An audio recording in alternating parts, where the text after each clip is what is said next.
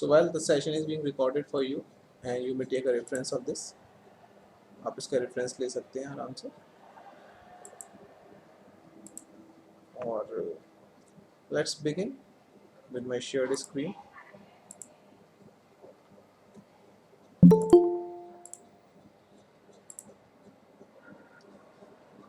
तो जैसा कि यहाँ पर है और आप लोगों ने सिलेबस में आप लोगों के लिए ओपन कर देता हूँ।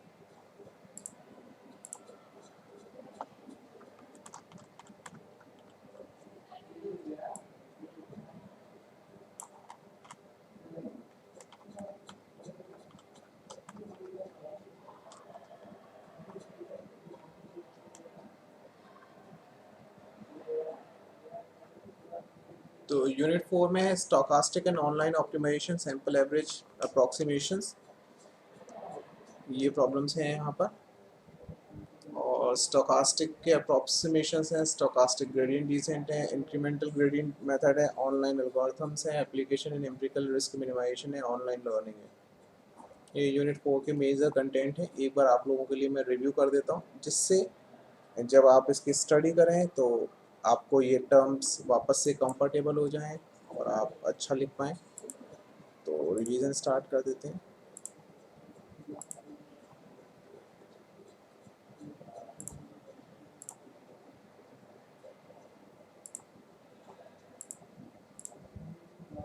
सो देखिए, ये जो भी क्वेश्चंस यहाँ पर हैं, if you see here you would be able to get a right answer of this.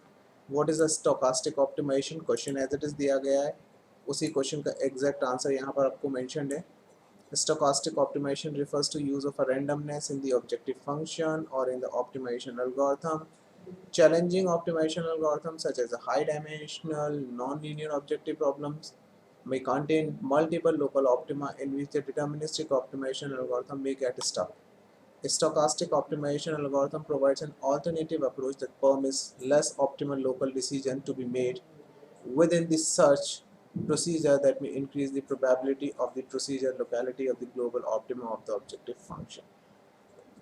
So what is the stochastic optimization? ये क्वेश्चन का आंसर भी आपको यहाँ मिलेगा। stochastic optimization क्या होता है, कहाँ पर यूज़ किया जाता है, that is available in this line. तो आप, मुझे लगता है ये लाइन्स आप पढ़ेंगे तो बड़ा आसानी से समझ में आएगा। Stochastic optimization algorithm provide an alternative approach that permits less optimal local decisions to be made with the search procedure that may increase the probability of procedure locating the global optima of the objective function. सीधी सी बात है, किसी objective function के अंदर local मिनिमास भी होते हैं, छोटे छोटे पॉइंट ऑफ सेटिस्फैक्शन भी आते हैं। तो उन छोटे छोटे पॉइंट ऑफ सेटिस्फैक्शन को डायरेक्टली यहाँ पर alternative approach that permits less, कम मिलेंगे आपको, इसमें ऑप्टिमास कम निकलेंगे, लोकल मिनिमास कम निकलेंगे और डायरेक्टली आपका ऑब्जेक्टिव फंक्शन अचीव होगा ग्लोबल ऑप्टिमा के साथ। ये इसका एक प्रोसेस है। इसकी पूरी थ्योरी आपको यहाँ पर कम्प्लीटली मिलेगी, किस तरीके से काम करता है, डिटर्मिनिस्टिक एल्गोरिथम क्या होती है, that is all available here. फिर इसमें यहाँ पर एक क्वेश्चन में इसके दिए गए हैं कि सम एग्जांपल्स कहाँ का यूज़ किए जाते हैं। सिमुलेटेड एनीलिंग में यूज़ किया जाता है, एवोल्यूशन स्ट्रेटजी में यूज़ किया जाता है, जेनेटिक एल्गोरिथम में यूज़ किया जाता है, डिफरेंशियल इवोल्यूशन में। तो ये वो एग्जाम्पल्स हो गए जहाँ पर इनको यूज़ किया जाता है। What is the objective of gradient descent, gradient descent के बारे में आपको पूरा बताया जा रहा है, कंप्लीट डिटेल आपके साथ में, ये आप पढ़ सकते हैं यहाँ पर। ग्रेडियंट डिसेंट एल्गोरिथम पूरी यहाँ पर डिफाइन की जा रही है, जो आपको इसमें यूज़ करनी है स्टोकास्टिक में। सारे स्टेप्स आपके यहाँ पर दिए गए हैं, स्टेप नंबर 1 2 3 4 किस तरीके से। फिर आपका यहाँ पर स्टोकास्टिक ग्रेडियंट डिसेंट ऐसे ही एज इट इज़ क्वेश्चन आपका है, यानी कि अगर आप देखेंगे तो ये एज इट इज़ आपको अपने सिलेबस में टॉपिक मिलेगा, पूरा का पूरा टॉपिक है। They are few downside of the gradient descent method, कुछ ग्रेडियंट डिसेंट की कुछ प्रॉब्लम्स थी, उन प्रॉब्लम्स को ओवरकम करने के लिए we need to take a closer look at the amount of the computation we make for each iteration. Say we have a 10,000 data points and 10 features. The sum of this squared residual consists as many terms of this 10,000 terms in our case. We need to compute the derivative of this function. अब ये पूरा mathematics बता रहे हैं कि यदि अगर आपको एक नॉर्मल ग्रेडियंट डिसेंट से करना हो और आपके 10,000 के आसपास डेटा पॉइंट्स हैं जिन पर आपको चेक करना है और 10 फीचर्स हैं, तो ये सारी कैलकुलेशन यहाँ पे बताती है आपको कितने कॉम्पिटिशन्स करने पड़ेंगे। तो ये सारा नंबर है कॉम्पिटिशन्स का। इन कॉम्पिटिशन्स को कम करने के लिए stochastic gradient descent comes to our rescue के लिए आता है, ये मदद करता है। It plans to mean the random, तो यहाँ पर आपका ये प्रॉब्लम सॉल्व हो जाता है। इसके बाद नेक्स्ट क्वेश्चन है आपका, वो है व्हाट इज ऑनलाइन एल्गोरिथम, क्या होता है। It's computer science online algorithms का is one of the process to input piece by piece serial functions in order to input is fed to the algorithm without having the entire input available from the start. In contrast, an offline algorithm is given the whole problem data from the beginning and is required to output and the answer. तो देखिए दोनों ही line के paragraph अगर आप पढ़ते हैं, एक बार ध्यान से पढ़ लीजिए, बिल्कुल आंसर आपको क्लियर हो जाएगा। ऑनलाइन में क्या होता है, आपका जो रियल टाइम इनपुट होता है वो टाइम टू टाइम आपको मिलता है, सीरियल फैशन के अंदर नहीं होता। लेकिन ऑफलाइन आपको एक साथ अवेलेबल नहीं होता। लेकिन ऑफलाइन एल्गोरिथम में क्या होता है, ऑफलाइन एल्गोरिथम में आपको जो भी इनपुट डेटा देना है वो अवेलेबल होता है। ये ऑनलाइन और ऑफलाइन के एग्जांपल्स हो गए इस तरीके से।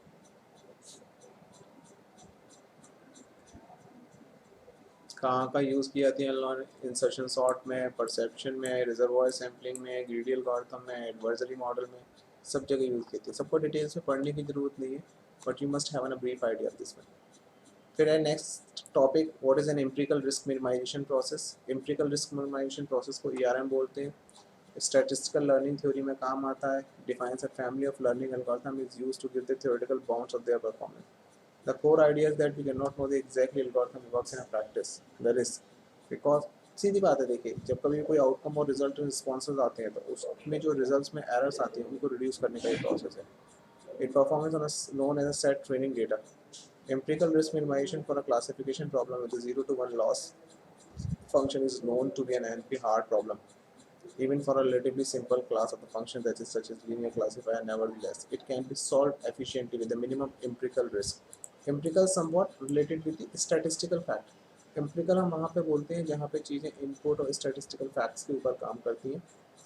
तो इस तरीके के जो प्रोसेस होते हैं, उन प्रोसेसेस के अंदर यहाँ पर आप कैलकुलेशन करते हैं। कैलकुलेशन करने के बाद में आप निकालते हैं कि जो डेविएशन आया आपके आउटकम से वो एरर होता है, और जो डेविएशन ऑफ एरर है वही रिस्क है कि कितना डेविएशन है, जितना ज़्यादा डेविएशन उतना ज़्यादा रिस्क। तो यहाँ पर टास्क क्या है कि रिस्क को मिनिमाइज़ करना, मतलब डेविएशन जितना कम से कम होगा उतना ही अच्छा है। तो ये इन्फॉर्मेशन आपके पास यहाँ पर अवेलेबल है। इस तरीके से आपका ये यूनिट कंटेंट यहाँ पर अवेलेबल होता है। Now it's better time to discuss. If something is there, you can have a question. You may ask sir anything. Online problems बता दीजिए इसमें। ऑनलाइन प्रॉब्लम, बहुत अच्छा क्वेश्चन पूछा। ये ज़्यादा अच्छा लगता है कि अगर पूछते हैं तो उसके हिसाब से मुझे पता होता है किस पे फोकस करना है, क्या एग्जांपल देना है। देखिए ऑनलाइन एंड ऑफलाइन एल्गोरिथम्स जो हैं वो बेसिकली दो चीज़ों में ली गई हैं। ऑनलाइन का मतलब यहाँ पर ये है, ऑनलाइन जो वर्ड हम लेते हैं इसका मतलब है कि कोई ऐसा प्रोसेस है जिस प्रोसेस के अंदर you do not know what is next to be, आगे आने वाले टाइम में क्या आएगा। जैसे कि रियल टाइम प्रोसेस की हम बात करते हैं, ये सारे प्रोसेस ऑनलाइन प्रोसेस होते हैं। जैसे मैं आपके साथ क्लास ले रहा हूँ तो ये आपकी जो क्लास है ऑनलाइन, इट मीन्स हम और आप एक लाइन पर डेटा को इनपुट करते चले जा रहे हैं और हर मोमेंट पे नेक्स्ट मोमेंट पे हमें पता चलेगा ये क्लास हमारा ये है। तो यहाँ ऑनलाइन वर्ड का मतलब ये है कि जब आपको पता नहीं होता है कि पूरे के पूरे प्रोसेस और एल्गोरिथम के अंदर कौन सा डेटा फीड इनपुट किया जाने वाला है, तब तक आप इसको कहते हैं ऑनलाइन, क्योंकि time to time serial fashion में आपका डेटा आता जाता है और आप उसको एग्जीक्यूट करते जाते हैं। और ऑफलाइन एल्गोरिथम जितनी भी होती हैं उनके अंदर आप क्या करते हो, और ऑफलाइन एल्गोरिथम्स में आपके पास पहले से ही सारा डेटा अवेलेबल होता है। तो यानी आपको पता होता है कि आपको कौन कौन से इनपुट फीड्स को देनी है, ये डिफरेंस होता है। और बोलिए। सर इसमें ना ये ऑनलाइन प्रॉब्लम करके दे रखा है, ये तो एल्गोरिथम तो मेरे को क्लियर था। एक ऑनलाइन प्रॉब्लम करके दे रखा है, कनाडियन ट्रैवलर प्रॉब्लम। ये एक एडिशनल डेटा है, मतलब not a directly online algorithm ही आपके सिलेबस का पार्ट है, ठीक है। ये एक एडिशनल डेटा दे रखा है। A problem exemplifying the concept of online algorithm is a Canadian traveler problem. The goal of this problem is to, ये एक एग्जांपल है जो अगर आप चाहें फर्दर स्टडी करना चाहें तो आप नेट पे डाल के चेक कर लीजिएगा, आपको पूरा डिटेल मिल जाएगा। The goal of this problem is to minimise the cost of reaching a target. मतलब इस प्रॉब्लम को इन्होंने एक एग्जांपल लेके बताया है। तो इन्होंने क्या किया, cost of reaching a target in a weighted graph where some of the edges are unreliable and may have been removed from the graph. However, that an edge has been removed, field is only revealed to the traveler when she or he reaches one of the edges of the endpoint. The most case of this problem is simplified that all the unreliable edge fails and problem reduces the use of the shortest path of the problem. तो अब इन्होंने क्या किया है, इन्होंने ये किया कि सपोज कीजिए ऑनलाइन प्रॉब्लम का अंदर ये है कि इन्होंने पाथ्स डिसाइड किए कहीं तक पहुंचने के, ऑप्टिमाइजेशन के पाथ डिसाइड किए। मैं इसको एक उसके डायग्राम की मदद से बताता हूँ।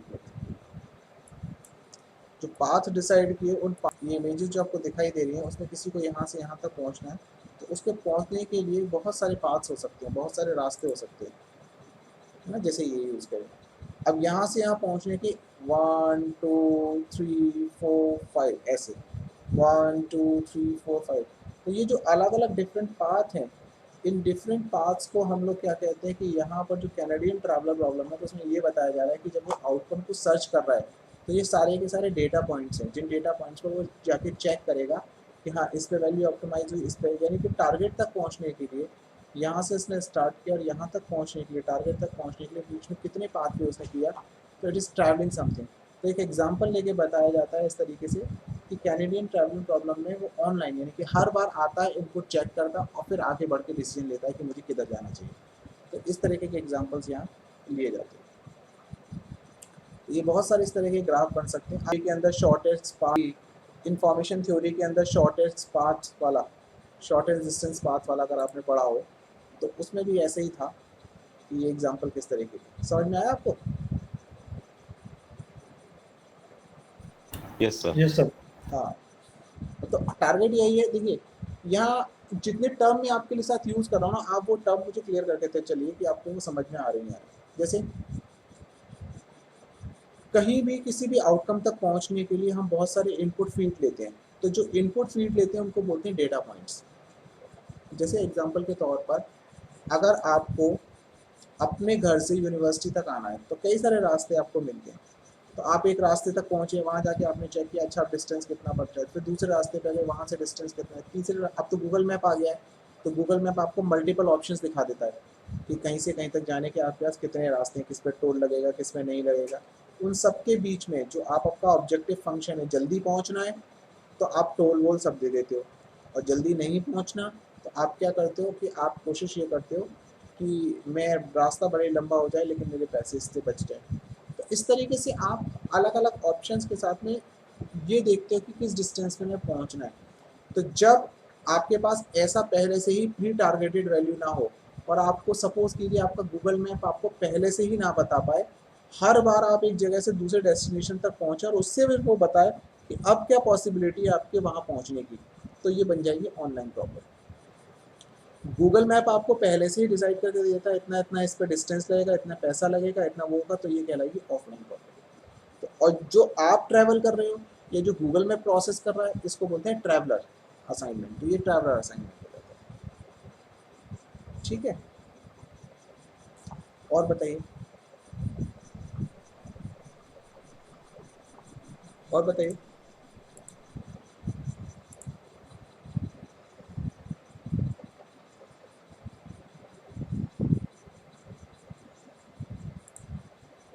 ठीक है, चलिए।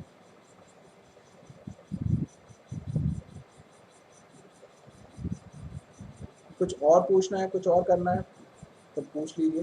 देखिए थोड़ा थोड़ा पढ़िए, पढ़ पढ़ लिख लिख के जरूर पढ़िए, इंपॉर्टेंट पॉइंट्स को नोट्स बना के पढ़िए, तभी काम बनेगा। बताएं।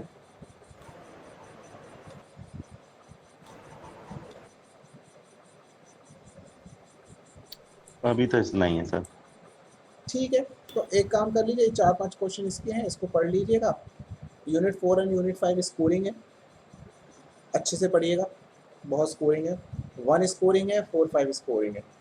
तो 1 4 5 इन तीनों पे ज़्यादा एम्फेसाइज कीजिए, फिर सेकंड पे करिएगा, फिर लास्ट में थर्ड पे करिएगा, नॉन स्मूथ पे। इस ऑर्डर में जाके आप पढ़ाई कर लीजिए, तैयार कर लीजिए, और यहाँ पर आपका ये काम लग जाएगा। और बताइए सर ये conic optimisation and norm function etcetera, इन पे सर न्यूमेरिकली या थ्योरी के आने की सर उम्मीद है? देखिए, मैंने उसमें, आपने याद तो मैंने शायद आपके ग्रुप में डाला भी है, हर यूनिट के ऊपर क्या क्या ऑप्शन बन सकते हैं। ठीक है, अब इस लास्ट मोमेंट पे अगर आप सोचेंगे कि कॉनिक ऑप्टिमाइजेशन की कोई न्यूमेरिकल्स आप सॉल्व कर लेंगे, वो तो आप नहीं कर पाएंगे। हाँ, कॉनिक ऑप्टिमाइजेशन की जितनी भी एनालिटिकल थ्योरी आपके पास में, एनालिसिस जो है आपके पास, मैथमेटिकल मॉडलिंग जो आपके पास में, उसकी आप प्रैक्टिस करिए। कॉनिक का ले लीजिए एग्जाम्पल, लीनियर प्रोग्रामिंग का ले लीजिए, एसडीपी का ले लीजिए, इस तरीके से। और बताइए सर वो यूनिट 3 के लिए कह रहे थे आपकी, उसमें कुछ और एडिशन रहेगा? यूनिट 3 का, हाँ वो मैंने कर दिए, मैं अभी आपके ग्रुप में शेयर कर दूँ।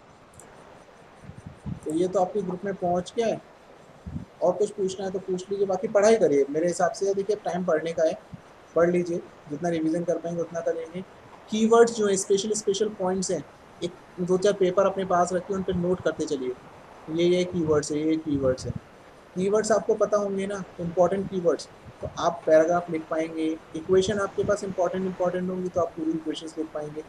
ऐसी कुछ इंपॉर्टेंट चीज़ का आप अपना तैयार कर लीजिए पेपर, जिससे आपको एकदम रिवीजन करने में आसानी होगी इसमें से भी। ठीक है, तो मैं रिकॉर्डिंग ऑफ कर देता हूँ।